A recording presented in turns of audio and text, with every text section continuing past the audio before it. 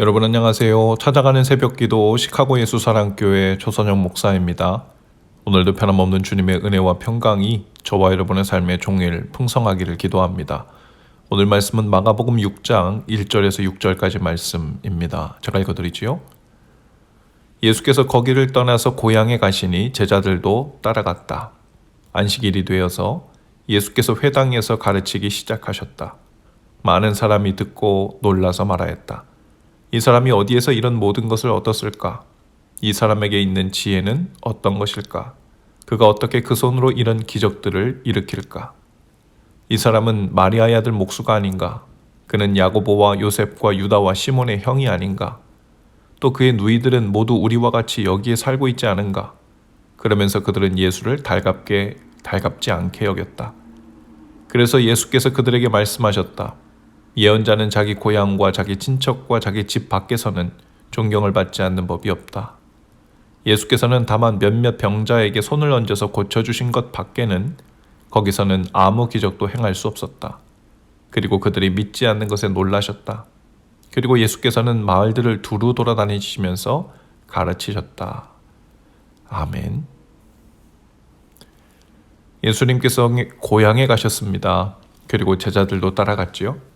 그리고 예수님은 안식일이 되자 고향의 회당에서도 동일하게 복음을 전하시고 성경에서 말한 바를 가르치셨습니다.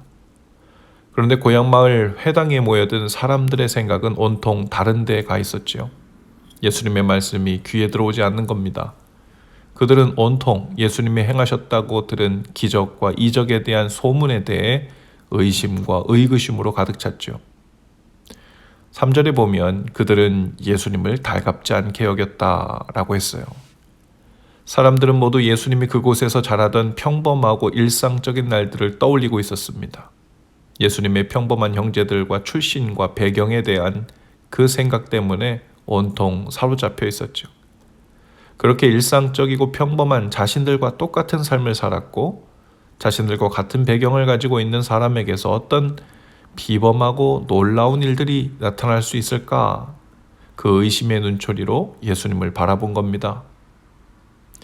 분명 예수님께서 행하셨다고 하는 기적의 일들을 탐탁치 않게 여겼고 예수님의 지혜와 가르침도 귀에 들어오지 않는 겁니다.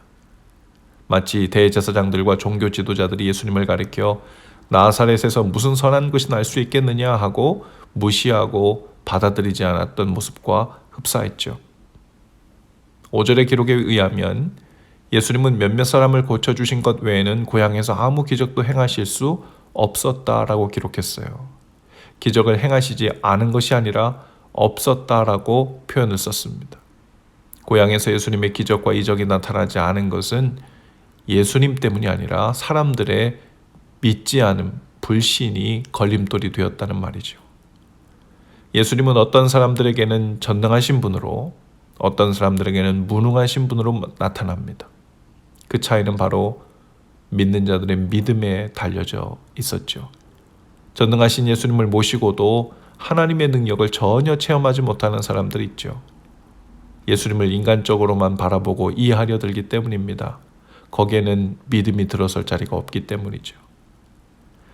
또는 자신의 평범하고 익숙한 삶의 형편은 비범하고 거룩한 하나님의 일과는 또 하나님의 영역과는 거리가 멀다는 생각에 빠져 있는 겁니다. 그러니 곁에 오신 예수님을 믿지 않으므로 자꾸만 멀리로 밀어내기 때문이죠. 또 어떤 사람들은 인간적으로 이해가 되지 않기 때문에 예수님을 믿지 못하겠다고도 말합니다. 마치 예수님의 고향 사람들과 같은 태도예요. 그들은 진리를 알고자 하는 마음보다 자신들의 느낌과 감정에 치우쳐 삽니다. 진리의 말씀보다 자신의 감정이나 평범한 상황이 더 크게 보이는 겁니다. 그러나 만일 인간적으로 예수님이 행하시는 일들이 모두 이해가 된다면 그것은 더 이상 기적일 수도 없고 신비한 일일 수도 없고 하나님의 속성이 남아있지 않다는 뜻이겠죠. 우리는 하나님을 온전히 이해할 수 없기 때문에 오히려 하나님을 믿을 수 있다는 믿음의 역설도 인정해야죠. 그것이 믿는 자의 겸손한 자세이고 우리의 한계, 우리가 딛고 있는 땅의 자리를 인정하며 하늘의 하나님을 찾는 바른 자세일 것입니다. 그리고 그 믿음의 자세 위에 주님의 은혜가 부어지죠. 오늘도 저와 여러분이 시작하는 익숙한 일상이 때로는 너무도 평범하게 느껴질 수 있습니다. 그것으로 끝나지 않고 너무나도 평범해서 그리고 그곳엔 하나님의 거룩하고 비범한 손길이 역사하고 나타나는 곳은 아니라고 생각하는 막연한 생각이 오히려 주님을 기대하지 않게 하고 믿음의 눈을 쉽게 가리울 수 있다는 것을 경계하실 수 있기를 바랍니다. 사실 예수님의 놀라운 은혜를 가장 많이 경험하고 있는 곳이 우리의 일상이죠. 당연한 듯이 또 하루의 생명이 주어졌습니다. 당연한 듯이 일용할 양식이 주어지고 있습니다. 움직일 수 있는 몸과 무너지지 않는 마음을 가지고 여느 때와 같이 오늘도 하루를 시작할 수 있는 것은 하나님의 놀라운 은혜들이 부어지고 또 부어진 결과입니다. 그러나 만일 경험하는 익숙하고 평범한 일이라 여길 때 우리는 주님이 부어주시는 은혜에 대해서도 눈이 멀고 곁에 임재해 주시는 주님을 인식할 수도 없고 또 부어주실 새로운 은혜에 대해서도 소망이나 기대 없이 그냥 흘려버리는 순간들이 되어버릴 수 있죠. 하나님께서 부어주신 놀라운 은혜의 기회들, 즉 카리스마의 기회들을 모두 그냥 평범하게 흘러가 버리게 만드는 크로노스의 시간들로 거꾸로 치환시켜버리는 예수님의 고향 마을 사람들처럼 어리석게 될 수 있는 것이죠. 가장 익숙하고 당연시 여기던 곳에서부터 하나님의 손길을 인정하고 믿음으로 보실 수 있기를 바라며 가장 가깝고 편한 사람들과의 사이에서 주의 사랑과 은혜가 가장 먼저 흘러가야 합니다. 가장 익숙하고 평범해 보이는 곳에서 주님의 임재와 성령의 거룩한 뜻이 있음을 믿고 귀를 기울이실 수 있기를 바라요. 특별한 상황이나 시간만이 아니라 범사에 주님을 인정하고 믿어야 합니다.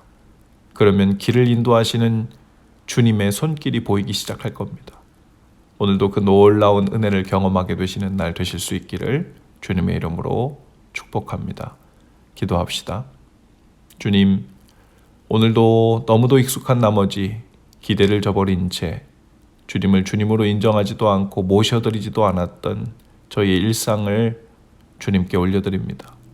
그곳에서도 주님의 왕되심과 주인되심을 철저히 신뢰하며 나아가게 하옵소서. 저희 일상의 한복판에서도 예외 없이 주님의 은혜와 성령의 인도하심으로 가득 채워지는 은혜를 맛보는 날 되게 하옵소서. 예수님 이름으로 기도합니다. 아멘. 여러분 오늘도 예수 사랑으로 화이팅입니다. 내일 아침에 다시 찾아뵙지요.